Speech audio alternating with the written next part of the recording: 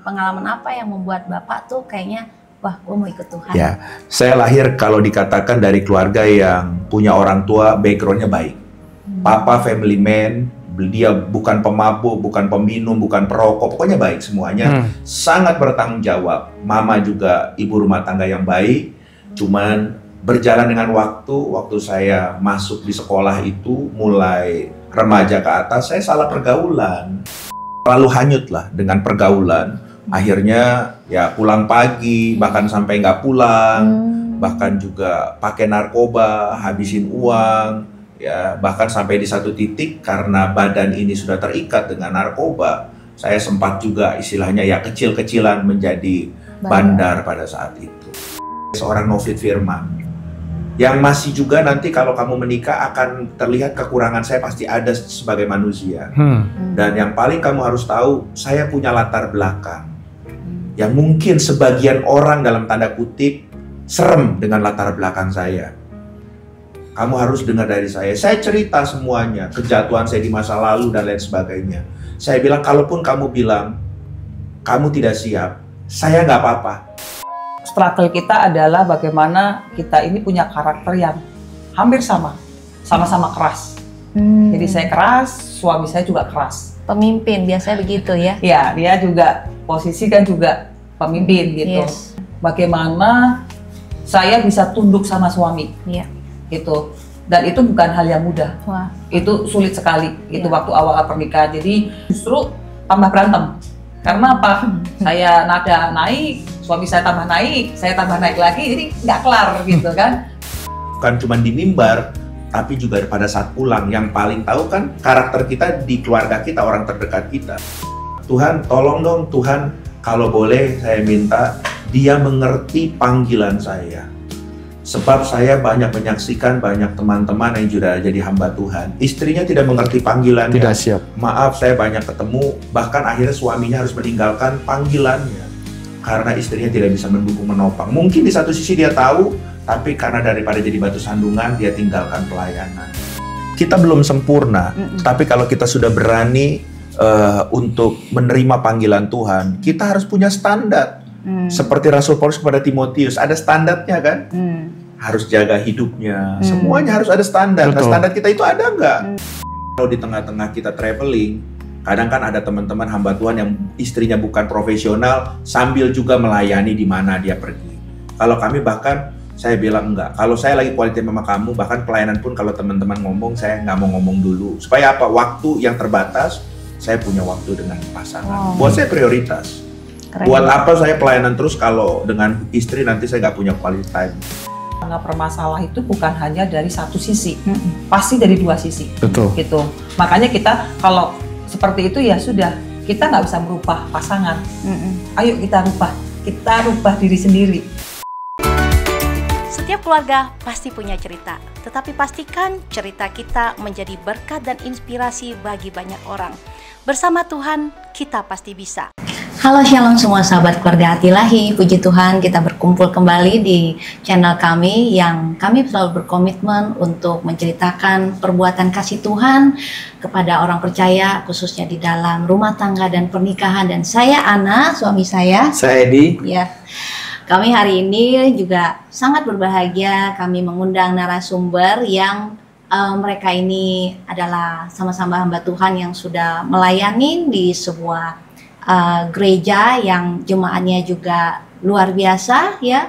Kita juga hari ini mau mengulik-ulik ya dinamika mereka di dalam perjalanan pernikahan dan menggembalakan sebagai pasangan muda loh yang menggembalakan jemaat PYK ya kan. Nah, dan kemudian juga apa insight-insight dari mereka buat kita semua. Oke, mari kita mau menyambut narasumber kita hari ini, Pak Novit. Shalom Pak Novit. Shalom, Bapak Ibu.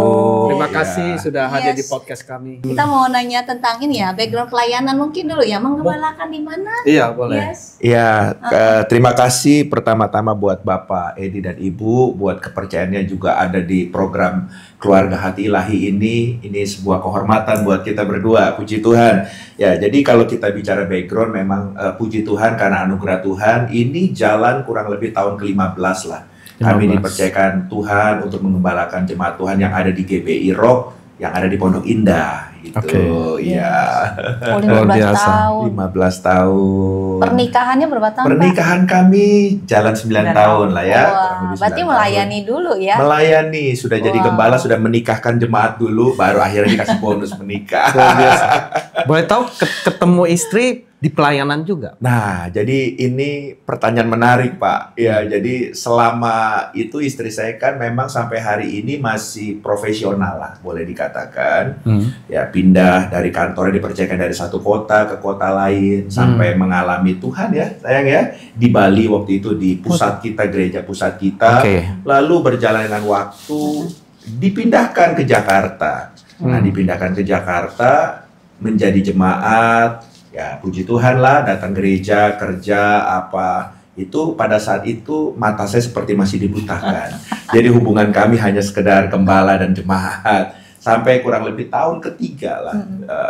Baru kita mulai, ternyata ada sesuatu yang kita coba membangun hubungan. Tidak lama membangun hubungan, karena saya bilang pada saat itu dengan usia saya juga, usianya juga, saya bilang saya tidak mencari pacar. Tapi kalau memang kita dari Tuhan, saya cari teman hidup. Kamu berdoa, saya berdoa. Kalaupun tidak, jangan membuat putus hubungan dalam penggembalaan. Tetaplah kita jadi kakak dan adik, saya bilang seperti itu. Karena saya percaya bahwa pernikahan itu kan untuk orang yang dewasa. Kalau kita sudah mempersiapkan ke arah situ, kita dewasa. Kalau memang dari Tuhan, nggak apa-apa kita melangkah lebih. Tapi kalau tidak, ya saya bilang stop sampai di situ. Dan puji Tuhan, setelah melewati beberapa hal, 1 tahun kami coba membangun hubungan dengan, bukan seperti ABG ya, tapi kita setiap kali ketemu kita bicara visi, bicara hati Tuhan buat kami berdua, kemana kita mau bawa, dan kita cocok, dan ada restu dari orang tua kami berdua, juga dari orang tua rohani, baru kami berani melangkah dalam pernikahan kudus. Luar Tuhan. biasa. Wow, lancar-lancar kayaknya nih, Pak. Iya, puji Tuhan. Kita memang minta tanda ya, Iya. waktu itu ya. Kalau dari Tuhan, Tuhan buat lancar semuanya. Ternyata keluarga besar pun menyambut dengan bahagia. Wah. Nah, kita mulai dari masa kecil ya, Pak. Iya. Bapak berapa saudara, Pak? Saya 3 bersaudara, kakak perempuan, saya di tengah, laki-laki sendiri, adik juga perempuan, Pak. Iya. Lahir dalam keluarga yang sudah percaya Tuhan atau seperti apa? Nah, ini menarik nih kalau tanya ini nih. Jadi kalau papa saya belum. Ya, papa saya belum, tapi dibilang punya agama tradisi lamanya juga. Ya, cuman mungkin KTP lah seperti itu. Ya, kalau mama saya memang sudah dari kecil dia sudah Kristen. Gitu. Kecil. Ya, cuman memang berjalan dengan waktu, ya itulah perjalanan hidup. Akhirnya ya melalui satu hal dan lain hal, akhirnya keluarga kami baru mengalami Tuhan berjalan dengan waktu. Jadi saya lahir bukan dari keluarga yang rohani gitu ya, bukan juga dari keluarga hamba Tuhan. Ya. Tapi dari kecil sudah mengenal sekolah minggu atau sering ke gereja gitu diajak? Sesekali aja saya. Sesekali, bukan. Waktu tetangga rumah ada buka gereja rumah, diajak sama teman-teman gitu ya. Iya. Oh, atau pas Natal gitu ya? Iya, betul. Berarti jemaat kristal. Kristen Natal ya. Ya, Kristen Natal. Jadi kira-kira pas udah usia berapa dan pengalaman apa yang membuat Bapak tuh kayaknya wah, gue mau ikut Tuhan. Ya, saya lahir kalau dikatakan dari keluarga yang punya orang tua backgroundnya baik. Papa family man, dia bukan pemabuk, bukan peminum, bukan perokok, pokoknya baik semuanya. Sangat bertanggung jawab. Mama juga ibu rumah tangga yang baik. Cuman berjalan dengan waktu saya masuk di sekolah itu, mulai remaja ke atas, saya salah pergaulan. Nah, mulailah dari hal-hal kecil, mabuk. Akhirnya saya sempat kena narkoba pada saat itu. Ya, saya terikat dengan narkoba, perjalanan panjang dalam membebaskan diri lah, berusaha untuk memulihkan terlepas dari ikatan tersebut. Nah, disitulah akhirnya dalam perjalanan saya, ya, itu saya akhirnya mengalami perjumpaan dengan Tuhan. Sampai satu titik, saya menyadari bahwa, oh, ternyata Tuhan pingin saya untuk dipakai untuk melayani Tuhan. Dan saat itu saya akhirnya berserah kepada Tuhan. Tuhan, mau Tuhan. Karena saya juga nggak mau hidup dalam arti waktu terikat dengan kehidupan lama yang tidak baik itu, saya pikir jurusannya mau sampai kapan seperti itu. Menyusahkan orang tua, menyusahkan semua mua, bahkan teman juga mungkin dari yang dekat jadi pengennya jauh karena takut kan sama kita Iya, kan. takut ya. Gitu. Ya akhirnya dalam keputusasaan saya mengalami perjumpaan dengan Tuhan, Pak. Ibu. Ada yang ngajak atau datang ke gereja sendiri? Tentunya Tuhan pakai alatnya ya. Makanya itulah keluarga kami dipertemukan dengan hamba-hamba Tuhan. Saya punya kakak rohani, punya bapak rohani, yang akhirnya ya nggak langsung sih, pasti jatuh bangun pelan-pelan. Tapi akhirnya itulah, tidak ada rencana Tuhan yang gagal. Sampai akhirnya saya bisa berada sampai titik sampai hari ini. Kalau dari Tuhan. keluarga Bapak melihat perubahan rohani Bapak, bagaimana mereka? Surprise sih, luar biasa sih. Tapi itulah, papa saya bukan dari background orang percaya, tapi waktu menghadapi masalah saya, dia mengalami Tuhan justru di situ. Sampai akhirnya Tuhan panggil pun dia jadi diaken sebuah gereja. Dia melayani Tuhan sungguh-sungguh, dan di saat bahkan keluarga terdekat kami, kalau istilahnya mama saya curhat lah, namanya keluarga ngomong, ya anak saya kayak gini-gini, mereka cuma bilang, sudahlah anak seperti ini udah nggak bisa kepungut, relain aja. Mami saya cuma nangis, tapi papi saya waktu dia sudah mengalami Tuhan, dia bilang enggak, anak saya pasti akan dipakai Tuhan. Amin. Dan saya percaya itu perkataan iman, dan itu doa buat saya. Sampai saya juga akhirnya menemukan panggilan Tuhan. Berarti dari buah pertobatan seorang ayah ya, sehingga akhirnya berbuah anak itu bisa melayani Tuhan. Dan Iya. juga kata positif dari papanya, afirmasi positif. Betul. Iya. Jadi papanya itu mengalami Tuhan tuh mungkin karena terbuka dia ya kepada orang gereja, diceritakan permasalahannya. Melalui mami saya dulu yang cari orang gereja. Oh. Akhirnya rumah kami terbuka untuk hamba-hamba Tuhan datang, mulai dari komsel. Akhirnya karena papa saya juga kepingin pemulihan dalam hidup saya, ya apa salahnya sih kalau orang ada yang mau berdoa, ada yang mau ini, ikut mulai. Akhirnya disitulah dia dijamah sama Tuhan, dia juga mulai mengalami Tuhan dan percaya, dan imannya mulai bertumbuh dalam Tuhan. Ya bersyukur ya, bersyukur mamanya bisa membawa papanya ke gereja. Kalau mamanya itu mungkin hari itu nggak kenal Tuhan, bisa bawa kepercayaan lain. Betul, Iya. betul Pak. Iya. Mulai dari masalah Bapak jadi membawa pertobatan keluarga juga ya. Iya. Makanya saya selalu percaya bahwa kalau Tuhan ingin membentuk kita seperti mata uang logam dua sisi, bukannya saya saja, tapi ada sisi orang-orang terdekat pun Tuhan lagi bentuk. Dan dalam konteks ini ya keluarga kami dibentuk. Boleh diceritakan nggak Pak, bagaimana rusaknya sih saat itu sampai Papa Mama tuh kayaknya stres lihat Bapak? Boleh sedikit contoh? Kalau pada saat itu sih karena sudah terlalu hanyut lah dengan pergaulan, akhirnya ya pulang pagi, bahkan sampai nggak pulang, bahkan juga pakai narkoba, habisin uang. Ya, bahkan sampai di satu titik karena badan ini sudah terikat dengan narkoba, saya sempat juga istilahnya ya kecil-kecilan menjadi bandar pada saat itu. Wah, itu mah Seperti udah itu. geleng-geleng orang tuanya. Iya.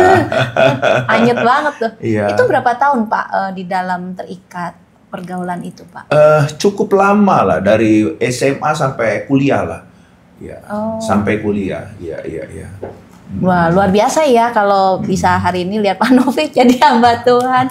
Ini dahsyat loh. Tidak ada Jadi yang mustahil. artinya buat penonton yang mungkin anaknya masih dalam lika-liku seperti itu, jangan patah semangat ya Pak. Betul. Tetap berdoa. Ya, Betul. tetap berdoa kayak papa mamanya membuka ini komunitas gitu loh, dengan gereja terhubung. Setuju. Mendoakan kan Ya. dari situ pintu Ya. Tuhan mulai mengubah Pak. Betul. Karena kita perlu support system buat orang-orang yang seperti itu pada saat Iya. zaman itu. Khususnya nomor satu, support system yang paling bagus tentunya keluarga. Kok zaman sekarang juga gitu kan Pak? Iya, betul. Sampai hari ini masih sama lah.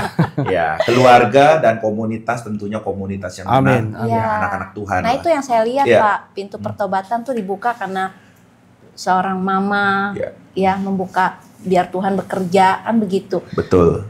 Karena kan kalau yang kita lihat banyak keluarga yang anaknya broken emaknya malah asik-asik sosialita, Pak. Betul, betul. Atau malu terbuka kalau Malu anaknya terbuka, iya. seperti itu. Iya. Ditutupin padahal sebetulnya itu lagi menutup berkat Tuhan, cara Iya. Tuhan untuk Iya. memulihkan keluarga tersebut. Iya, Pak. Betul. Nah, kenapa tuh bisa malu ya? Maksudnya nggak perlu malu kan harusnya? Iya, karena ya memang beda-beda sih pola pikir orang kan. Mungkin karena dia latar belakang keluarganya punya nama baik-baik, tiba-tiba anaknya ada yang seperti itu, dia mau cerita juga malu, dia tutupin. Ya, dia pikir dengan apa yang dia miliki mampu. Padahal kan kita Malah tahu pemulihan ini cuma satu, datang dari Tuhan. Amin. Dan Tuhan memakai hamba Tuhan, komunitas yang benar untuk juga kita ditolong. Oke, saya sambung ya. Misalnya mungkin bisa kalau papa mamanya merasa punya uang, terus dia datang ke psikolog ya, psikiater. Bukannya nggak boleh ke psikolog, psikiater. It's okay, it's profesional ya. Tapi jangan lupakan melibatkan Tuhan ya, Pak ya. Sangat setuju itu. Saya udah melewati semuanya itu, tapi satu titik yang membuat saya berubah itu karena Tuhan. Saya mengalami Tuhan secara pribadi. Ya. Semua itu cuma membantu lalu menurut saya. Ya, betul. Tuhan yang sanggup. Intinya Tuhan yang mengizinkan untuk kesembuhan itu ya, Pak ya. Dan setelah kita lepas dari hal-hal seperti itu pun bukan berarti sudah beres. Karena selama kita terikat, karakter kita kan berubah. Iya. Karakter itu sangat berubah. Menjadi seorang edik itu sangat nggak stabil, emosional dan lain sebagainya. Nah, yang bisa merubah karakter kan kembali cuman Tuhan. Iya, kalau psikiater tuh biasanya kasih konsumsi obat, Pak. Iya. Itu tapi kalau menurut saya sih sementara sih. Sementara. Intinya sumbernya Tuhan ya, Pak ya. Betul. Amin.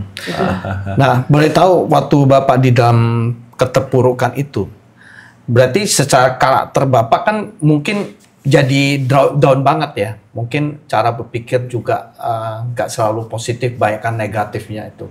Bagaimana itu tiba-tiba hari ini waktu Bapak mengalami Tuhan, itu berarti satu persatu yang karakter yang tadi jelek ya, itu diubahkan itu seperti apa nanti?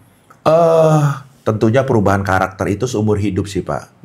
Sampai sekarang pun kita terus diubahkan ya untuk mengalami kesempurnaan seperti Kristus kan. Nah, jadi tapi kita nggak bisa ada waktu sih, setiap orang beda-beda. Tapi yang saya lakukan cuma bagian saya pada saat itu. Oke, saya mau berserah sama Tuhan, saya mau dibentuk Tuhan, apa yang Tuhan inginkan, saya cuma belajar taat, itu satu kuncinya. Nah, disitulah berjalan, ikut Tuhan sungguh-sungguh. Nah, setelah melewati waktu, kita menoleh ke belakang, kita baru melihat, ya, kita ternyata banyak perubahan dalam hidup kita. Dan dikonfirmasi sama orang-orang sekitar kita. Kan kita nggak bisa bilang, gue udah berubah nih, gitu kan. Gak mungkin kita kasih stempel diri kita sendiri. Orang-orang yang ada di sekitar kita juga lah yang akan bisa menilai itu bahwa kita sudah berubah. Dan ada kepercayaan akan kembali muncul dari orang-orang terdekat termasuk keluarga. Karena waktu kita seperti itu kan mungkin keluarga juga sudah gak percaya sama kita. Kasih uang habis, apa habis, ya gitu. Jadi ya belajar terus berubah. Cuman ada orang yang tobat kumat ya kan. Tapi ya yang Bapak rasakan gimana? Progres terus atau benar-benar sempat akhirnya balik lagi ke karakter lama, kayak seperti berperang dengan kayak ada dua pribadi di dalam diri Bapak itu? Ya, karena saya bilang bahwa itu kan adalah sebuah perjuangan untuk kita berubah dari manusia lama menjadi manusia baru. Dan memang mengalami masa-masa jatuh bangun itu ada. Makanya itu yang saya katakan bahwa yang pertama kita perlu Tuhan. Pada saat kita pun mulai lemah lagi, mulai mau jatuh, Tuhan akan angkat kita. Dan yang kedua kita perlu komunitas yang sehat. Itu pun sangat membantu. Saya ada kakak rohani yang nasehatin saya. Akan ada bapak rohani yang bilang, sudah sama saya aja, ayo kita sama-sama, kamu pasti bisa, kamu ini. Itu kan menguatkan kita. Jadi kita akan bangkit lagi. Karena kan waktu kita baru awal, kita masih bayi rohani. Jadi tentunya itu perlu waktu, perlu ada yang menopang, ada yang menolong. Amin. Iya. Gitu. Nah, tapi bagaimana dengan Bapak kan berusaha udah mau ke jalan yang benar.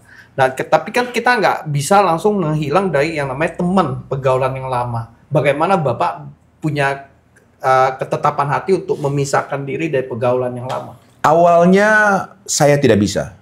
Dan itu membuat saya jatuh bangun. Tapi setelah saya menyadari banyak hal dan saya mulai belajar firman Tuhan, ternyata ya pergaulan yang buruk bahkan sekalipun akan merusak kebiasaan yang baik. Nah, dengan dasar itu ternyata kenapa saya bisa jatuh lagi setelah saya pulih. Akhirnya saya menyadari bahwa salah satunya saya belum kuat. Saya harus berani jujur sama diri sendiri. Dan waktu saya belum kuat, ada komunitas yang akan mempengaruhi saya yang tidak sehat, akan buat saya jatuh.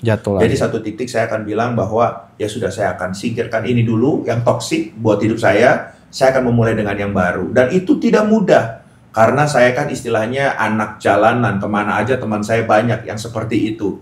Tiba-tiba seakan-akan saya nggak punya teman, gitu kan. Apalagi teman-teman yang baik, tapi ternyata dengan maksud yang baik dan kita berjalan bersama dengan Tuhan, Tuhan tambah-tambahkan teman-teman orang-orang komunitas yang baik juga. Nah, itu yang membuat akhirnya kita dikuatkan, dihiburkan.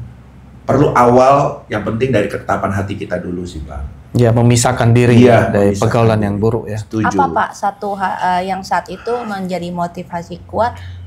Wah, saya harus menjadi ciptaan yang baru, saya harus tinggalkan yang lama. Itu kekuatan apa Pak? Salah satunya ya, saya nggak mau hidup saya tanpa tujuan tentunya. Mau jadi apa kalau diteruskan seperti itu? Lalu yang kedua, saya melihat dengan saya seperti itu, ternyata banyak orang-orang yang sayang sama saya. Bukan hanya dirugikan lagi, tapi terluka. Saya melihat mama saya suka menangis, papa saya juga sedih, dia nyari uang tidak fokus pada saat itu. Waktu masih ada almarhum oma saya yang juga sayang sama saya, dia juga kalau ketemu saya sudah selalu nasihatnya sampai seperti apa. Dan saya tahu mereka orang-orang yang tulus buat saya. Jadi saya pikir kenapa saya harus melukai mereka yang mereka sebenarnya tulus sama saya. Nah, jadi saya pengen berjuang juga untuk lepas. Dan saya juga udah capek dengan dunia-dunia lama seperti itu. Capek. Ya. Nggak semua orang bisa memiliki support system yang seperti Pak Novit. Maksudnya ya kita semua puji Tuhan ada support system yang mengelilingi, makanya kita bisa bangkit ya. Cuma memang kadang-kadang di dunia ini juga nggak semua orang seperti itu. Ya makanya dia harus cari komunitas yang support. Support kalau system mencari dia. bisa tetap ya. Jadi, berdoa lah biar karena Tuhan banyak kan pertemukan. orang kan udah narkoba ya udah sampai tua juga nggak lepas-lepas. Ya karena orang biasanya kalau lari ke situ mungkin sebuah pelarian bisa atau jatuhnya dalam pergaulan buruk atau mungkin dia nggak happy dengan hidupnya dia sehingga dia nggak punya tujuan. Dan yang kedua dia nggak merasa dicintai gitu ya. Iya bisa aja. Saya banyak menemukan itu di dalam penggembalaan kami. Ada juga yang Tuhan kirim lah jiwa-jiwa yang seperti saya di masa lalu. Saya seperti melihat mereka, cuma nggak semuanya sama seberuntung saya. Seperti Bapak Ibu bilang, punya support system yang baik khususnya dari keluarga. Ada yang keluarganya sudah istilahnya buang mereka, udah nggak mau tahu. Tapi mereka waktu berjumpa dengan kami, mereka mau berubah. Akhirnya saya cuma bilang, kalau kamu mau, ya sudah. Kamu harus mau nurut, kamu harus mau dimentorin, dibapain. Dan ya kami berdua harus membapai mereka, mau nggak mau. Ya, jadi kita harus arahkan, berperan menjadi orang tua buat dia. Khususnya dalam hal kerohanian kita bantu, kita support dia, dan kita carikan dia komunitas yang baik. Tentunya dalam orang-orang yang ada dalam komunal kita. Seperti itu.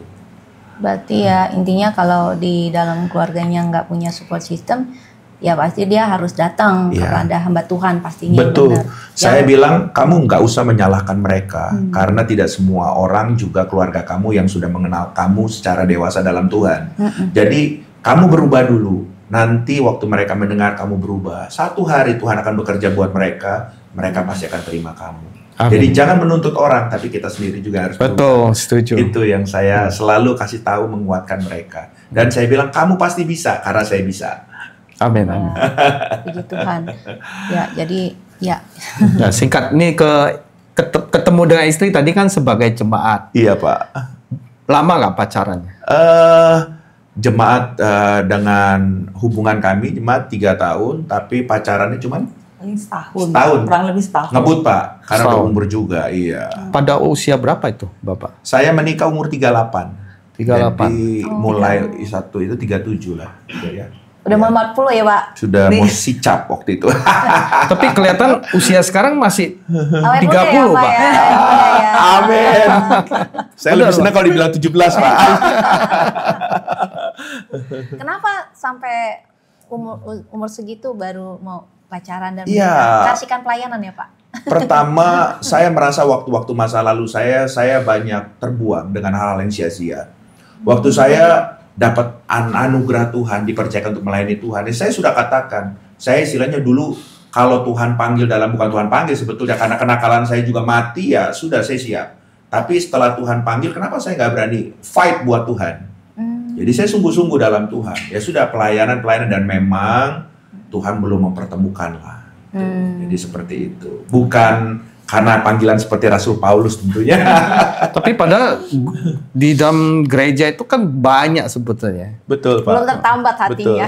Berarti ada satu wanita yang bisa ambil hati itu, Pak, boleh ada tanya spesial nggak? Iya, gitu. apa spesialnya nih? Kok bisa Ada tertambat? spesial itu. Pak, boleh dong Tuhan, saya minta. Ya, saya bilang yang pertama, saya minta tentunya calon istri saya ini harus takut dan cinta Tuhan. Dan yang kedua, bukan cuman cantik di luar, tapi cantik di dalam hatinya.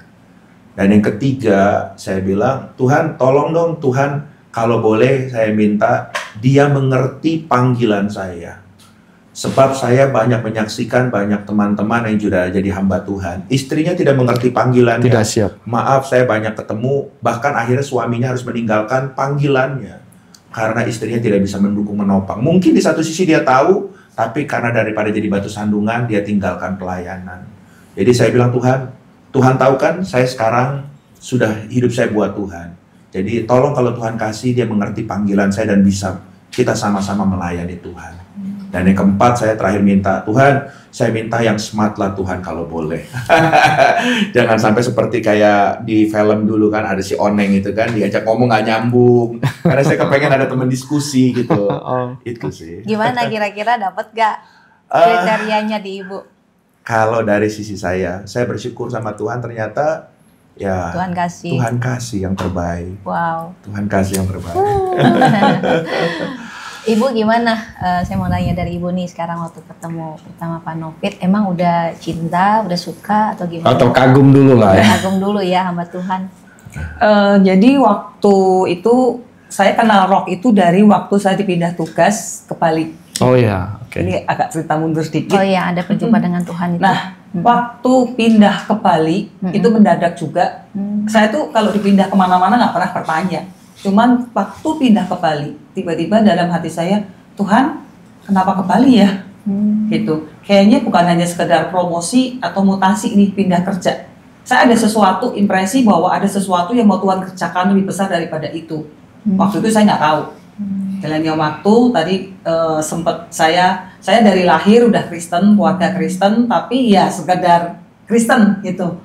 Saya nggak mengalami perjumpaan pribadi dengan Tuhan, dan itu sebagai orang Kristen kita perlu gitu kan, kita perlu mengalami perjumpaan pribadi dengan Tuhan. Nah, itu terjadi waktu saya kerja di Bali. Kebetulan ada satu masalah waktu itu di kantor, masalah cukup besar buat saya itu kan, yang sampai satu titik saya bilang, Tuhan kok begini amat ya, saya bilang begitu. Hari itu hari Minggu saya sempat ke kantor sebentar karena kebetulan masuk. Terus habis dari situ saya ke gereja, ke lembah pujian. Saya bilang, Tuhan, kenapa harus mengalami ini gitu? Ya sudah, saya ke gereja seperti biasa. Pada waktu itu Tuhan bicara langsung sama saya. Waktu itu yang khotbah penatua kita juga, Pak Pendeta Frankie Utana, itu khotbah yang dia bicara seperti ini.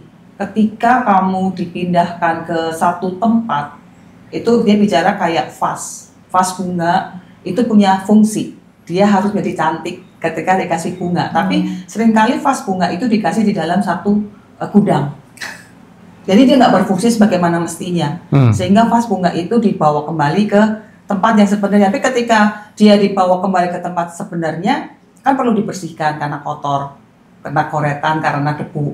Nah itu sakit. Nah itulah Tuhan mau membuat kamu seperti itu. Kurang lebih seperti itu. Tuh khotbah sampai hari ini saya tidak pernah lupa. Dan di detik itu saya itu pertama kalinya seumur hidup saya nangis karena dengar khotbah. Karena saya benar-benar Tuhan jawab apa yang saya tanya gitu. Nah singkat cerita, saya sempat dipindah ke Jawa Tengah kembali, nggak nyampe setahun. Habis itu ke Jakarta di mana suami saya waktu itu menggembalakan. Ya, saya ke jemaat biasa, datang Pernah sih sekali-kali dengar, oh gembalanya belum menikah waktu itu. Belum menikah, ada 2 orang waktu itu, dia sama temennya gitu. Ya sudah, oh belum menikah. Saya cuma begitu. Nah, suatu hari ya 3 tahun, benar 3 tahun itu saya datang ke ibadah, karena kan cuma ke gereja ya, ibadah pulang, datang ibadah pulang, selesai, udah gitu, nggak komsel, nggak ini, nggak itu. Terus ya setelah tahun ketiga, kami mulai kenal dekat itu ketika kalau nggak salah saya ikut pelayanan, diajak pelayanan diakonia kalau nggak salah waktu itu. Mulailah kenal dengan teman-teman pekerja, mulailah kenal dengan Pak Novit gitu. Nah mulai dari situlah kita mulai dekat, ya apa namanya, satu hal yang tadi Pak Novit bilang bahwa kita bukan ABG, kita bukan cari pacar, kita mau cari pasangan hidup. Kita sama-sama doa, minta tanda dari Tuhan. Apakah betul atau enggak, seperti dikatakan. Nah, salah satunya kalau tadi Pak Novit bilang juga hamba Tuhan, itu juga yang disampaikan. Dia bilang bahwa yang kita bilang kesepakatan itu gerbang. Dia bilang, jangan suruh saya pilih antara kamu sama pelayanan. Itu juga disampaikan pada waktu awal-awal kami membangun hubungan. Karena dia punya nasar bahwa sampai Tuhan panggil dia mau melayani Tuhan. Itu nasar yang sama Tuhan. Jadi jangan suruh saya pilih kamu atau pelayanan. Maksudnya kalaupun memang kita berumah tangga, kan mungkin ada konflik. Iya. Kalau ada konflik, jangan sampai saya diperhadapkan dalam emosinya dia memilih, suruh saya memilih dirinya atau pelayanan. Saya bilang itu bukan pilihan. Setelah saya cerita latar belakang saya, kenapa saya mau melayani Tuhan. Itu jadi ya, kamu siap nggak menikah dengan hamba Tuhan? Nggak, dalam hati saya juga seumur-umur nggak pernah berpikiran mau menikah dengan hamba Tuhan. Tapi memang tadi seperti tadi Pak Novi, saya juga minta untuk ketika nanti saya punya suami, syarat utama adalah dia harus takut Tuhan, cinta Tuhan. Itu syarat utama yang nggak boleh diganggu gugat itu. Syarat lainnya mungkin bisa fleksibel, tapi utamanya adalah itu. Dia harus orang yang cinta dan takut Tuhan. Gitu. Wow. Jadi awal bangun 3 tahun ya? 3 tahun. Tapi setahun pacaran ya? Setahun pacaran. Dan pacaran itu berarti komunikasi berjalan baik, hampir tidak ada konflik? Karena kami ketemunya paling 1 minggu 1 kali. Pas ibadah? Jadi dia kan Senin sampai Jumat dia kerja, Pak. Kami cuma punya waktu Jumat malam. Iya. Jumat malam kita dinner, karena kalau Sabtu Minggu hamba Tuhan yang kerja. Jadi agak sulit. Kalau ketemu di gereja pun udah masing-masing, karena saya kan ketemu jemaat tanggung jawab ya. Belum kalau saya lagi ada pelayanan keluar dan lain sebagainya. Jadi ya setiap seminggu sekali lah kita yang intens ketemuan, kita dinner. Di situ saya bilang dalam membangun hubungan itu harus ada keterbukaan dulu. Dan saya mulai terbuka, dan saya bilang bahkan di satu titik sudah mulai hubungan kita sudah mulai terbuka semuanya, sampai saya ngomong, kamu jangan kaget, jangan kamu kalau menikah dengan saya melihat saya sebagai seorang gembala atau pendeta loh. Saya kepingin kamu menikah dengan saya sebagai seorang Novit Firman. Yang masih juga nanti kalau kamu menikah akan terlihat kekurangan saya pasti ada sebagai manusia. Dan yang paling kamu harus tahu, saya punya latar belakang. Yang mungkin sebagian orang dalam tanda kutip serem dengan latar belakang saya. Dan saya nggak mau nanti satu hari nanti dalam perjalanan rumah tangga kamu dengar dari orang lain yang bisa nambahin bumbu, kamu salah. Kamu harus dengar dari saya. Saya cerita semuanya, kejatuhan saya di masa lalu dan lain sebagainya. Saya bilang, kalaupun kamu bilang kamu tidak siap, saya nggak apa-apa. Tapi saya minta tanda dalam hati saya, doa sama Tuhan untuk dia jawab, dan ternyata dia siap. Ya. Luar biasa. Luar biasa. Jadi waktu akhirnya memutuskan ya siap menikah dengan Pak Novit dengan segala yang udah digambarkan ya. Betul. Nah waktu itu ada gak perasaan bahwa oke, dia hamba Tuhan dan saya juga akan maybe ya pasti ada embel-embel menjadi seorang istri hamba Tuhan ya. Terpikir wah dengan gue harus jadi ibu pendeta nih, gue harus gembalin jemaat nih. Ada bayangan nggak seperti itu, Bu? Pada awalnya enggak, tapi sepertinya Tuhan udah siapkan. Tadi saya bilang sempat ke Bali, ternyata saya tahu begitu menikah, Oh, tujuan Tuhan itu ini sampai bawa ke Bali. Karena saya kenal rock di Bali. Saya kenal rock di Bali, saya kemanapun saya akan ke rock.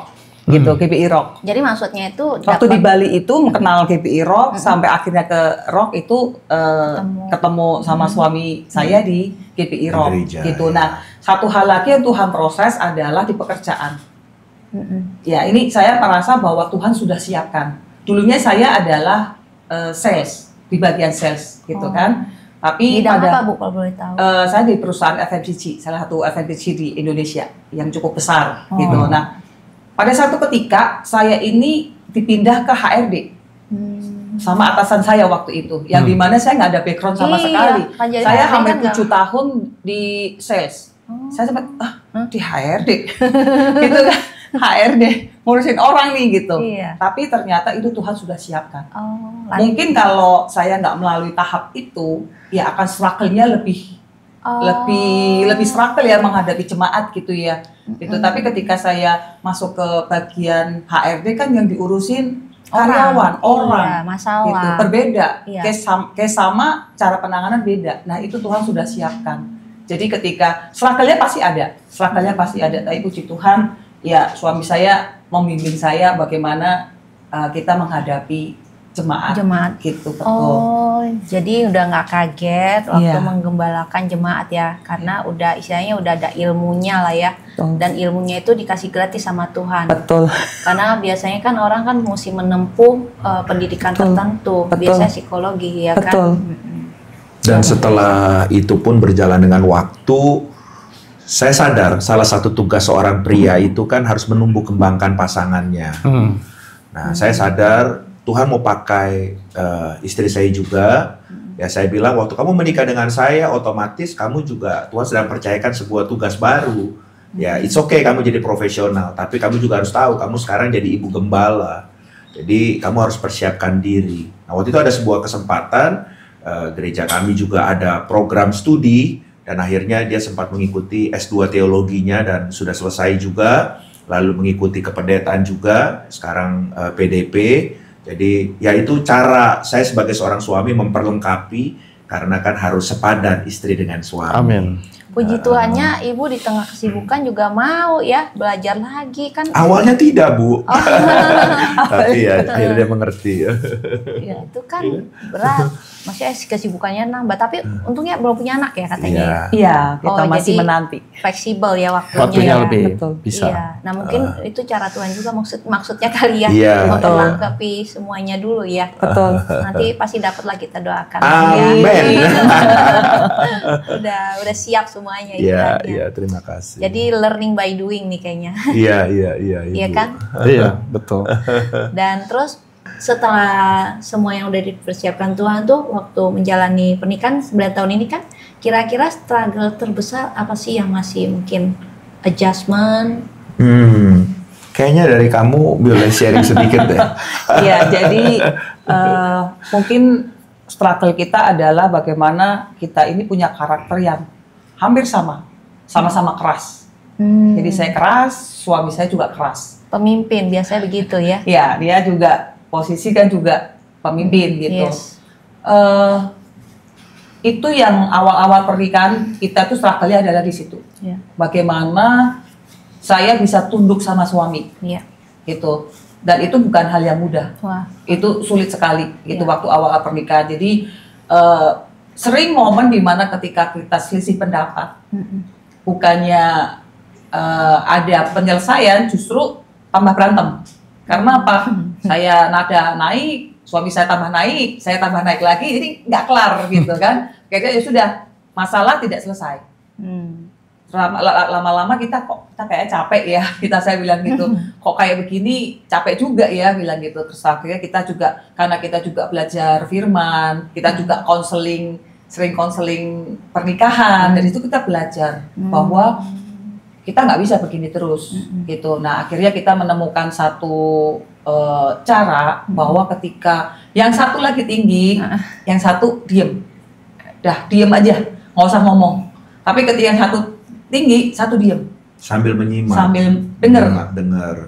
Gitu, karena pengalaman kita sebenarnya bikin kita akhirnya dapat itu karena apa? Kita punya ego sendiri. Iya. Padahal sebenarnya mungkin maksudnya tujuannya sama, tapi caranya beda. Nah itu yang bikin akhirnya, ayo kita mulai dengar dulu. Apa sih yang mau disampaikan suami saya ketika dia lagi mau menyampaikan sesuatu. Gitu. Nah itu yang selama ini kita masih belajar terus bahwa yuk ketika yang satu lagi ngomong, yang satu diem. Gitu. Jadi ya kalau masih nggak ketemu juga, yuk balik ke firman Tuhan. Firman Tuhan ngomong apa? Gitu. Itu yang struggle-nya kita sih sampai awal-awal pernikahan kita. Gitu. And then sekarang udah jauh lebih baik kali ya? Ya kami terus berjuang untuk mengelola lah. Karena kan lebih gampang berbicara daripada mendengar. Dan kita sekarang lebih banyak mendengar. Kalau pasangan kita ngomong, ya biar aja dia ngomong dulu, udah selesai. Sambil kita simak baik-baik. Oh, kamu maksudnya ini, oke. Kalau menurut saya seperti ini. Seperti tadi istri saya bilang, kadang-kadang tujuannya sama buat kebaikan. Cuman caranya yang ada di penyelesaian istri saya A, saya B, akan akhirnya nggak ketemu. Kalau kita baru awal ngomong saling potong, itu akan salah. Jadi ya sudah, biar dia dulu, dia ngomong, kita teliti, kita dengar, oh ternyata gini. Ya, saya bilang, kalau dari saya pengennya begini, karena cara saya seperti ini. Coba kamu timbang baik-baik, malah ketemu.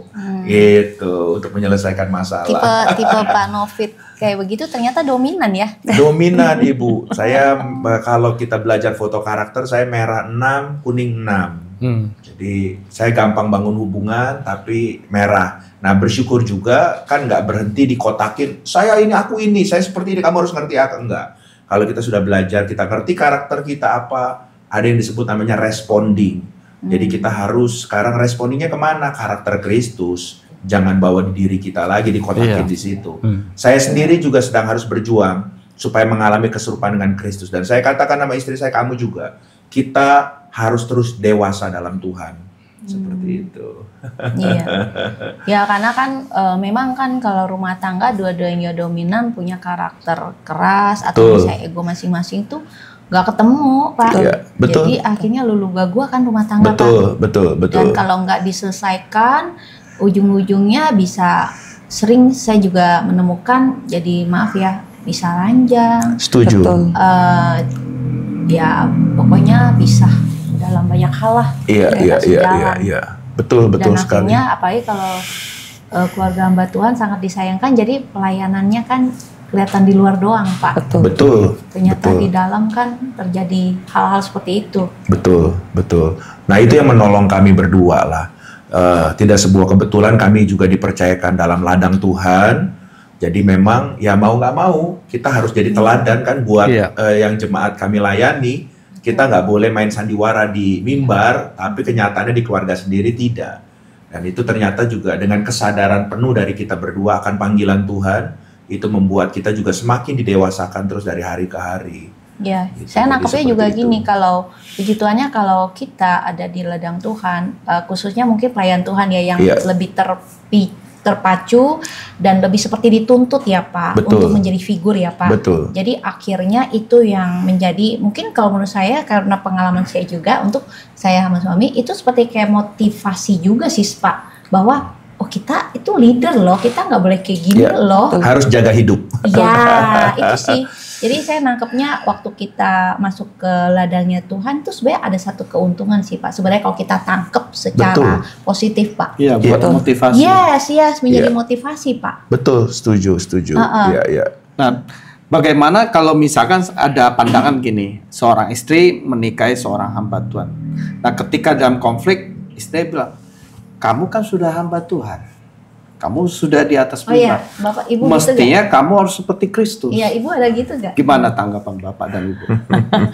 Iya, sejauh ini sih puji Tuhan saya belum pernah. Enggak pernah terlontar gitu ya. Enggak, maksud saya karena kita tahu bahwa kita tetap manusia. Hamba Tuhan pun tetap manusia, dan saya melihat bahwa suami saya kan juga belajar terus-menerus gitu ya, bahwa dia bagaimana berusaha untuk bukan hanya topeng. Ya kan, tapi dia juga dalam kehidupan rumah tangga kami, dia banyak melakukan hal-hal yang mungkin ya buat saya itu suatu hal yang luar biasa. Gitu. Jadi jangan segala sesuatu yang sudah baik hanya karena salah sedikit dibawa-bawalah itu hamba Tuhan. Kok kamu hamba Tuhan begini gitu. Kalau saya sih belajar jadi hamba Tuhan ini jangan bersembunyi di jubah hamba Tuhan lah.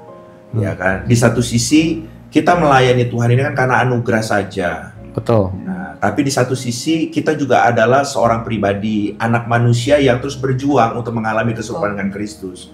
Kalau sekarang sebagai pribadi dan sekarang dipercayakan jadi hamba Tuhan, kita harus minimal punya standarnya. Standarnya itu seperti apa? Kita belum sempurna, lagi akan berjalan untuk disempurnakan terus, tapi standarnya itu seperti apa? Dan standar itu harus kita bawa menjadi lifestyle kita, gaya hidup kita, bukan cuma di mimbar, tapi juga pada saat pulang. Yang paling tahu kan karakter kita di keluarga kita, orang terdekat kita. Nah itu yang saya terus berjuang, dan saya juga belajar. Bahkan saya bilang, kalau ada sesuatu yang memang menurut kamu, saya sudah tidak sesuai dengan firman Tuhan, kamu tolong tegur saya. Karena saya lebih suka ditegur dengan orang yang paling terdekat dong, istri. Jadi dia sering memberikan input buat saya, ya kan? Jadi kasih masukan. Ya saya dari hari ke hari saya harus rendah hati. Seperti saya juga memberikan masukan kepada istri saya untuk kita sama-sama mengalami terus keserupaan dengan Kristus. Jadi seperti itu, Bu. Jadi ya. Masukan bukan berarti tuntutan. Banyak kan orang mengartikan masukan itu bisa aja jadi sebuah tuntutan. Kamu harus begini, kamu harus begini. Cara penyampaiannya yang paling penting, Pak. Berarti intonasinya. Termasuk intonasi dan cara penyampaian, juga lihat situasi, kondisi. Saya kadang-kadang kalau mau menyampaikan sesuatu ke istri saya lihat momennya. Kalau lagi pulang kerja, baru di mobil dia bilang, saya tadi habis meeting, capek kayak gini-gini, kondisinya tadi agak ini. Ya, saya akan keep dulu, jangan saya bicara langsung. Dan saya rasa sebaliknya, istri saya juga akan seperti itu. Waktu saya capek pula pelayan dari luar kota, mungkin dia akan ini dulu setelah kita santai, sambil dinner, apa. Boleh gak aku ngomong sesuatu? Kita baru ngomong. Jadi cara menyampaikan intonasi kah, waktunya kah, harus tepat kita ya. harus juga belajar dewasa lah. Jangan apa yang ada di pikiran langsung ngomong. Kan banyak kan wanita itu spontannya ya. Iya. Apa yang di dalam hati langsung dikeluarkan. Iya. Tapi puji Tuhan sih istri saya sudah berespon sih, Pak. Itu dulu waktu awal pernikahan seperti itu, Pak. Jadi ada apa dikit, nggak lihat situasi. Ngomong aja, ya sudah, enggak. Tambah emosi tadi saya bilang. Gitu, tapi semakin kesini kita belajar. Untung Pak Novit sudah terlatih sabar ya. Iya. Jadi sebagai jemaat juga kita tidak bisa, maksudnya hamba Tuhan juga terus berproses untuk menjadi semakin dewasa dan baik. Betul. Iya, karena kan ada firman Tuhan bilang terdepan belum tentu terdahulu. Betul. Jadi semuanya harus berespon. Iya. Baik yang jemaat, baik yang udah di depan yang memimpin juga harus kita. Iya. Ya. Cuma nanti waktunya Tuhan yang menentukan kita sampai garis akhirnya itu seperti apa. Berarti kayak sebagai hamba Tuhan itu juga ada mentoring juga dong ya, ada, untuk terus berprogres. Sangat. Kami berdua dimentorin sama senior pastor kami, ya Pastor Timotius Arifin, ya, dan di sini juga kita punya kakak, ya bapak juga buat kami Pastor Roni Daud. Ya, jadi kami ada apa-apa kami terbuka lah sama mereka. Dan dari mereka juga kan mengajarkan kami dari waktu ke waktu tentang pengajaran-pengajaran keluarga seperti apa. Gitu. Ya karena saya bilang bahwa kalau kita sudah bersedia di mentor atau dibapai, harus ada keterbukaan dan komunikasi harus baik. Banyak orang mau dibapain, banyak orang mau dimentorin, tapi dalam tanda kutip tidak mau diarahkan. Nah, ini kan repot. So, bagaimana berubah? Iya. Ya kalau kami di saat kami mau dibapain, dimentorin, kami trust sama mereka bahwa mereka akan menuntun kami juga sebagai orang tua. Oke, ya inilah yang harus gereja sadar ya untuk bahwa rumah tangga itu perlu dimentoring, Pak. Betul. Nah, bicara mentoring kan ini sangat penting. Bagaimana ya? Saya mau tanya, bayangan sebuah keluarga yang tidak ada mentor pernikahan. Dalam perjalanan kami melayani Tuhan, kami banyak ketemu yang seperti itu sih. Ya, sejujurnya tidak semua sih. Tapi pada saat mereka mengalami badai kehidupan, ya mereka akan merasa menghadapi itu sendiri. Dan dengan mereka menghadapi sendiri, otomatis apa yang mereka ketahui sendiri juga, yang mereka akan pakai untuk menjadi solusi untuk menyelesaikan. Dan saya pikir dengan keterbatasan mereka kesendirian itu nggak akan maksimal. Beda kalau kita punya komunitas, Beda kalau kita punya orang tua rohani, dan itu akan memberikan kita kekuatan yang betul-betul kontribusi yang mungkin gini, kalau masalah rumah tangga sedang ada konflik, otomatis kan kita akan berdiri kebenaran kita sendiri, pasangan kita dengan kebenaran sendiri, bukan firman Tuhan. Iya. Jadi kalau nggak ada penengahnya, nggak ada orang tua rohani atau mentor atau juga orang-orang di sekitar kita percaya, ini akan egonya saja yang muncul. Tapi kalau kami berdua menyelesaikan, ada anak rohani kami, ada konflik, kita dudukkan mereka berdua, cerita dulu masing-masing versinya, pembenaran mereka apa sih? Di situ kan akan ketahuan. Ya kita sebagai orang tua rohani, karena saya percaya gini, orang tua rohani ini kan bukan bicara usia, tapi ini bicara kedewasaan di dalam Tuhan. Rasul Paulus bicara sama Timotius, jangan seorang pun menganggap engkau muda, ya kan? Sekalipun usianya masih muda, tapi dia sudah jadi leader. Nah itu kan bicara bukan usia, tapi kedewasaan di dalam Tuhan. Nah ini yang kami pegang. Dalam kami menggembalakan mereka, mementori, membapai mereka, kami kasih tahu mereka, dan ini loh, kamu ternyata seperti ini, kayak gini, dan mereka harus mau tunduk sama firman Tuhan yang kami ajarkan itu. Dan saya bilang, saya bukan mau sendiri kasih tahu kalian, tapi ini loh dasar firman Tuhannya. Dan mereka mengerti gitu, dan akhirnya mau nggak berubah. Nah, berubah itu kan harus dua-duanya juga berubah. Jadi masalah yang besar di kecil yang kecil pasti hilang. Terus seperti itu, jadi beres masalahnya. Tapi kalau misalnya ini kan bicara pasangan dua-duanya mau datang ke Tuhan, humble ya, terbuka. Bagaimana yang satu pasangan udah ninggalin terus nggak mau dihubungin? Kita pernah nggak? Banyak yang cuma satu orang saja. Satu orang yang datang dan yang satu nggak mau di reach out. Ya, kalau saya pikir begini, kita kan juga nggak bisa memaksa. Mana mungkin kita datengin, kita tarik-tarik orang. Karena kan semuanya harus dari kesadaran hati. Tapi satu hal yang kami percaya bahwa kalau mereka sudah dipersatukan oleh Tuhan, Tuhan akan tanggung jawab. Amin. Nah, saya lebih ke pribadi yang mau ke kami, kita akan bawa semakin dekat sama Tuhan. Dan kedua, kita masih percaya bahwa kuasa doa itu bisa merubah hati seseorang, melembutkan, melunakkan hati yang keras seperti apapun juga. Amin. Kapan itu kami juga nggak bisa jawab, karena itu waktu Tuhan yang tahu. Tapi satu hal, kalau kamu dengan iman, kamu dengan kesungguhan, Tuhan akan atur yang terbaik kok. Seperti itu sih. Amin. Nah, kalau misalnya pasangan yang datang itu minta didoakan biar bersatu sama pasangannya lagi, tapi mereka itu mungkin masing-masing belum mau mengakui kesalahan ya. Nah, itu mungkin agak sulit ya. Gak mau terbuka, maksudnya masih tetap ngeyel dengan menyalahkan berdiri di pasangan. atas kebenarannya sendiri. Ada yang kayak gitu sih. Banyak. Iya banyak. Tapi ya itu makanya kembali, kalau mereka dua-duanya sebenarnya ada kerinduan mau pulih, ya mereka juga harus di satu sisi kita harus juga kasih pengertian bahwa kalian ini mau pulihnya dasarnya apa. Kalau dasarnya cuman anak, kalau dasarnya karena sesuatu yang ya menjadi sebuah pikiran dia sendiri, itu nggak akan kuat. Tapi kalau dua-duanya kami mau pulih karena ada covenant pada saat kami menikah, ada janji nikah. Ya, dia harus mau nggak mau harus melibatkan Tuhan. Dan wakil Tuhan yang Tuhan bisa pakai salah satunya adalah hamba Tuhan. Makanya mereka harus mau dimentorin kembali, dibapain dalam rumah tangga itu. Pak, pernah nggak ketemu kasus tuh yang biasanya kalau wanita menanti prianya sembuh, pulih lah istilahnya, lebih mudah ya wanita bertahan dalam kesendirian. Tapi kalau bagaimana dengan pria, Pak? Iya.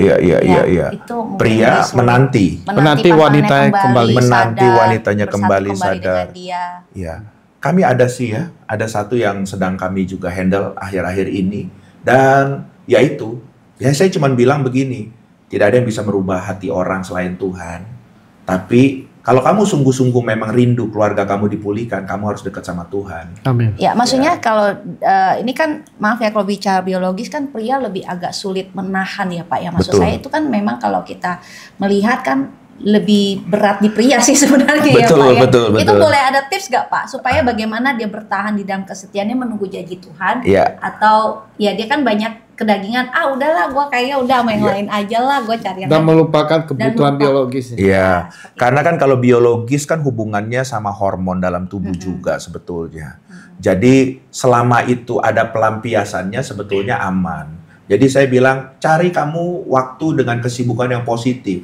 Salah satunya olahraga apa yang memang menyita pikirannya, tenaganya, tapi itu yang positif, kerja, olahraga, selain aktivitas dia pelayanan rohani, dia doa, sambil kita doakan, percaya Tuhan pasti akan tolong. Oh, jadi kalau olahraga itu bisa ini ya, bisa Menolong. Endorfin. distract ya. Menolong. Ada Oke. endorfin. Menolong itu Ibu.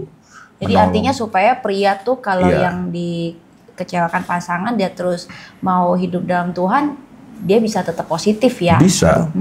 Iya, Bacaannya juga harus Buat- positif, Positif. tontonannya harus Oke. positif, Betul. semua harus Supaya nggak positif. semakin salah Termasuk di depan komunitas. Oh iya, iya, Kalau iya, iya, duduk iya. nonton yang nggak positif ya Iya. kebawa negatif. Iya, jangan buka celah, intinya Jangan kan buka gitu ya celah. Pak. Supaya istilahnya jangan semakin salah di depan Tuhan ya Pak. Betul Ibu, betul. Yes. Karena Iya. kalau melihat juga kalau kita pernah hadapi case seperti ini kebetulan, Hmm. ya kita juga kasih tahu bahwa namanya rumah tangga bermasalah itu bukan hanya dari satu sisi, pasti dari dua sisi. Betul. Gitu. Makanya kita kalau seperti itu ya sudah, kita nggak bisa merubah pasangan. Ayo kita rubah diri sendiri. Itu yang kita juga sampaikan. Kita Betul. pernah waktu itu Setuju. hadapin ya kasus seperti itu, dan puji Tuhan sekarang sudah pulih walaupun butuh waktu Iya. lama. Iya. Tapi memang kalau untuk hal-hal yang kayak begitu berpisah, memang saya kadang-kadang lebih kasihan ke cowok sih. Kalau cewek lebih mudah bertahan. Iya. Luar biasa. iya, Nah, yang betul. tadi juga kalau untuk menjadi mentoring buat jemaat pasangan, berarti sebenarnya pastornya sendiri udah harus menjadi teladan ya Pak ya di dalam rumah Sangat tangga Ibu. ya. Maka saya bilang kita belum sempurna, tapi kalau kita sudah berani untuk menerima panggilan Tuhan, kita harus punya standar. Seperti Rasul Paulus kepada Timotius, ada standarnya kan? Harus jaga hidupnya, semuanya harus ada standar. Nah, Betul. standar kita itu ada nggak?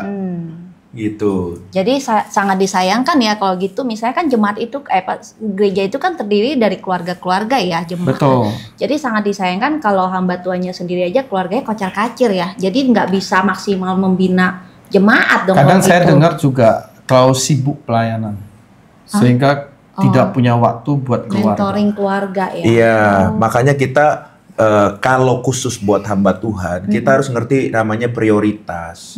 Prioritas nomor satu Tuhan, hubungan dengan Tuhan.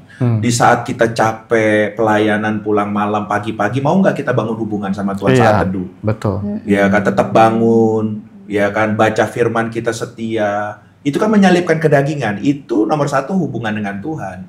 Nah, nomor dua, kita harus tahu prioritas kita sebagai orang hamba Tuhan, keluarga kita. Betul. Kalaupun ada keluarga yang nggak sehat, kalau perlu, kalau saya, kita break dulu dalam pelayanan. Kita ngomong sama otoritas rohani kita. Saya cuti dulu atau saya mau benahin rumah tangga. Buat saya itu lebih baik. Karena saya percaya kita akan lebih maksimal kalau keluarga kita juga sehat. Amin. Gitu. Nah, baru yang ketiga, pekerjaan Tuhan. Bekerja dulu. Bekerja kalau yang belum sepenuh waktu ya, cuma melayani. Tapi kalau yang keempat yang sudah sepenuh waktu, baru itu pelayanan. Pekerjaan Tuhan. Jadi yang pertama hubungan dengan Tuhan, dengan yang keempat pekerjaan Tuhan, dua hal yang berbeda. Kalau seperti saya khotbah diundang, ya kan, podcast atau apa, itu melayani pekerjaan Tuhan, bukan melayani Tuhan. Tapi nomor satu itu melayani Tuhan. Jadi kita harus tahu prioritasnya sebagai seorang pelayan Tuhan. Wow, Betul. luar biasa. Iya. Oke. Baru yang kelima hobi. Ya, Oh. bolehlah ada hobi, tapi Buat relax. jangan diputar-putar, makanya nanti Bagusnya juga ada cari hobi yang bisa berbarengan dengan pasangan. sangat. Karena kalau hobi misalnya contohnya boleh sih sekali-sekali hobi misalnya laki suka mancing, tapi kalau kebawa keterusan itu juga jadi masalah. Sangat. Itu yang kami kerjakan berdua. Saya punya hobi. Saya ajak dia bilang aku nggak mau. Ya akhirnya saya cari solusi.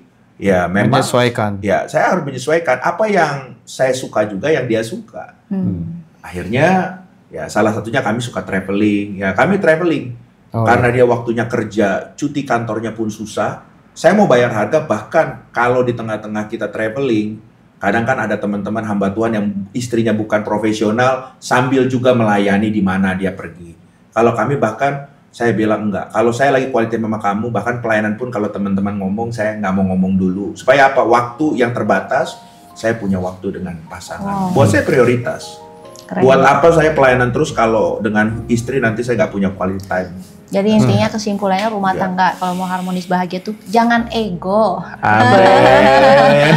Jangan Tuhan di luar tapi egonya masih ada ya Pak. Iya betul. Oke, menarik banget ya tips-tipsnya luar biasa. Nah, aku juga mau nanya nih untuk yang terakhir, pertanyaan terakhir buat Ibu dan Bapak juga. Iya. Jadi dengan pengalaman Bapak Ibu sebagai hamba Tuhan ini profesional, apa ya tips Ibu buat mungkin penonton yang juga mereka juga hamba Tuhan nih yang lagi bergumul struggle dengan pengalaman yang sama seperti Ibu untuk supaya bisa balance dengan pekerjaan seorang hamba Tuhan, jangan sampai nanti ujung-ujungnya malah panggilan suami malah undur dari pelayanan, kan sayang sekali ya. Betul. Nah, jangan-jangan istri nanti berdosa lagi di hadapan Tuhan menyuruh suaminya mundur dari pelayanan kan gitu. Padahal pelayanan itu kan luar biasa. Waktu kita melayani kan kita supaya dibangkitkan oleh Tuhan juga kan, semakin didewasakan di dalam pelayanan sebenarnya. Jadi memang kita butuh uang, betul, di marketplace, tapi kan juga kita butuh Tuhan, betul ya Bu ya. Jadi saya bilang ini perpaduan yang unik. Tuhannya ada, karirnya dapat juga, luar biasa. Tapi kan adjustmentnya nggak gampang. Iya. Nah misalnya yang sama-sama kayak gini nih. Sebetulnya waktu kami baru habis menikah, istri saya sempat resign 2 tahun. Oh, jadi sekarang perusahaan yang berbeda masih dengan perusahaan yang sama, dipanggil lagi. Tapi gini, waktu setelah resign 2 tahun, kita oke semuanya dengan kehidupan kami sebagai hamba Tuhan masih oke. Tapi memang saya tahu panggilan istri saya, dan kita kan sudah belajar dengan pola pikir kingdom kerajaan bahwa ada 7 gunung atau 7 pilar, dan salah satunya di marketplace. Dan saya melihat istri saya ya nggak mudah untuk Tuhan angkat sampai di posisi yang sekarang ada, dan hidupnya justru di situ dia juga maksimal untuk menggarami dunia marketplace jadi berkat. Nah, dia bilang, aku boleh nggak? Oke, selama bisa bagi waktu, bagi tanggung jawab, silahkan. Betul ya? Ini kalau yang saya tangkap, sorry saya tambahin, justru ini kayaknya luar biasa sih Pak. Karena istri menjadi berkat di marketplace kan, maka tato pangan dari suami, doa juga kencang, bisa mentransfer kan, ya kan, jadi berkat gitu. Biar promosinya makin naik. Oh, haleluya. Ya demikian juga suami sebagai hamba Tuhan, maaf kata, kadang-kadang hamba Tuhan itu kan jadi terlalu asik melihat gereja, lupa melihat dunia sekarang itu seperti apa nih. Betul. Nah, dari istri kemajuan teknologi sekarang, jadi wow ini termasuk luar biasa. untuk menghadapi jemaat yang profesional, bisa dari sisi yang berbeda. Dapat ilmunya, dapat ilmu keseimbangan. Betul Ibu. Nah itulah luar biasa, tetapi memang segala sesuatu yang luar biasa perlu juga adjustment yang luar biasa dan tantangan, dan kalau Bapak Ibu bisa sampai sekarang balance, wah itu anugerah sih Pak Bu.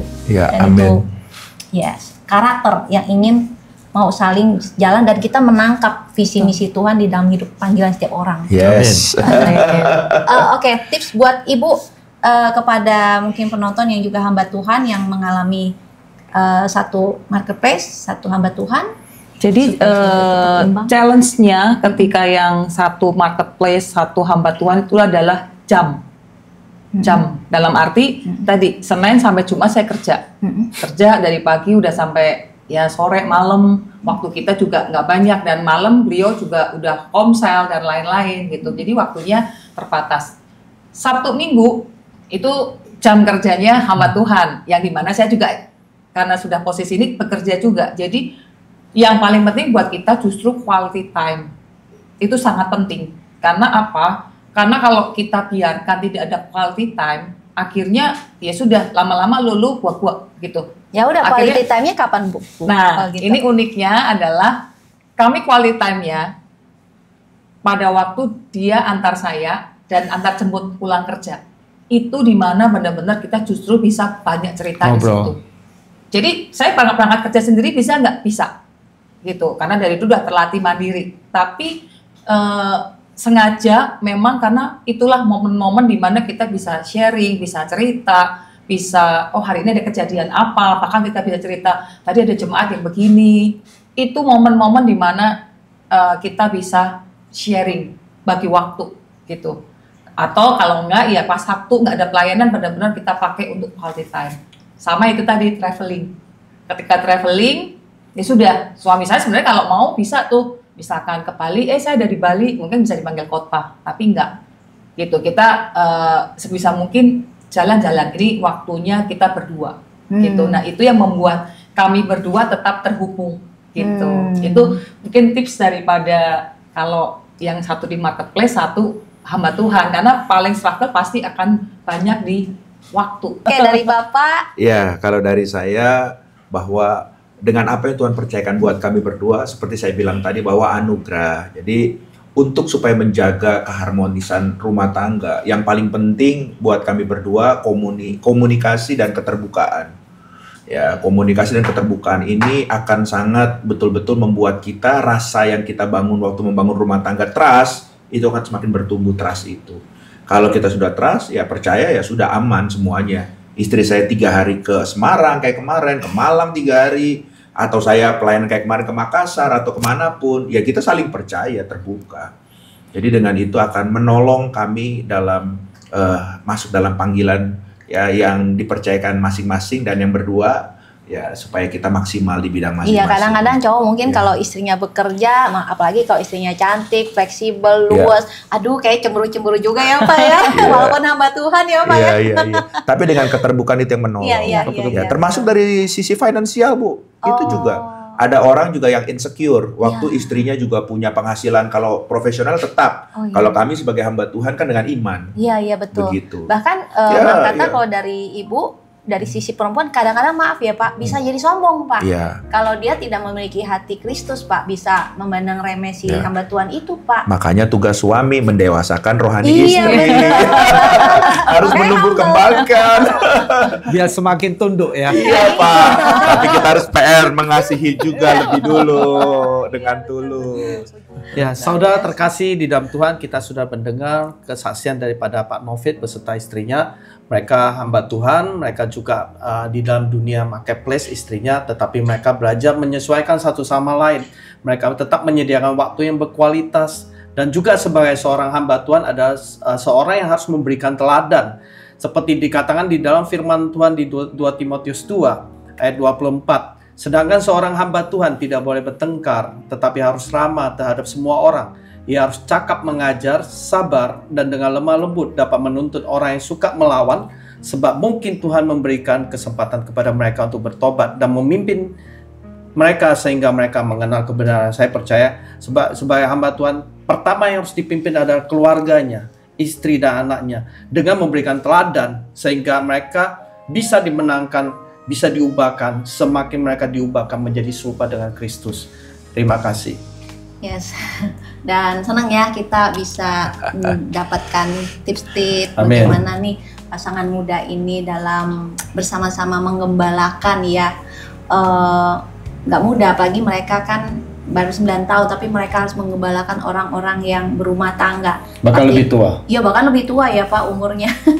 Tetapi karena pembekalan ya dari mentoring yang Bapak Ibu dapatkan itu yang menjadi cikal bakal bisa mementoring orang. Betul. Dan inilah yang kita lihat, puji Tuhan, kalau misalnya mungkin ada dari penonton yang memang hamba Tuhan, mungkin bisa menjadi pacuan juga untuk kita semakin memperlengkapi diri untuk boleh jemaatnya dimentoring dan bertumbuh ya Pak. Betul. Dan juga kita sebagai keluarga harus menjadi teladan dulu ya, supaya tidak menjadi batu sandungan. Dan puji Tuhannya juga orang yang di marketplace dan seorang hamba Tuhan ini tetap bisa bersinergi kok dengan baik, asal kita dua-duanya itu bisa menurunkan ego dan juga memiliki visi misi di dalam Tuhan, sama-sama mau saling membangun sehingga tidak terjadi banyak clash yang berujung negatif intinya. Terima kasih buat teman-teman yang sudah menyimak video ini dari awal sampai akhir. Semoga memberkati video ini dan semakin membangun keluarga semakin kuat lagi. Dan buat teman-teman yang belum subscribe, silahkan boleh subscribe karena subscribe itu gratis.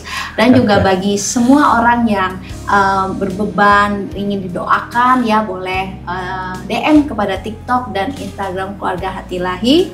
Dan juga buat semua orang yang sudah membantu mendukung channel ini, kami mau mengucapkan banyak terima kasih. Oke, kami mau undur diri dan semoga video ini memberkati saudara. Silahkan share sebanyak-banyaknya buat yang memerlukan untuk menjadi bagian dalam membangun keluarga-keluarga di dalam negeri kita. Oke, Terima kasih. Terima untuk kasih, Pak Pak Novi. Novi. Terima kasih, Ibu. Semua insight Tuhan saya. memberkati. Tuhan memberkati. Amin. Ya. Setiap keluarga pasti punya cerita, tetapi pastikan cerita kita menjadi berkat dan inspirasi bagi banyak orang. Bersama Tuhan, kita pasti bisa.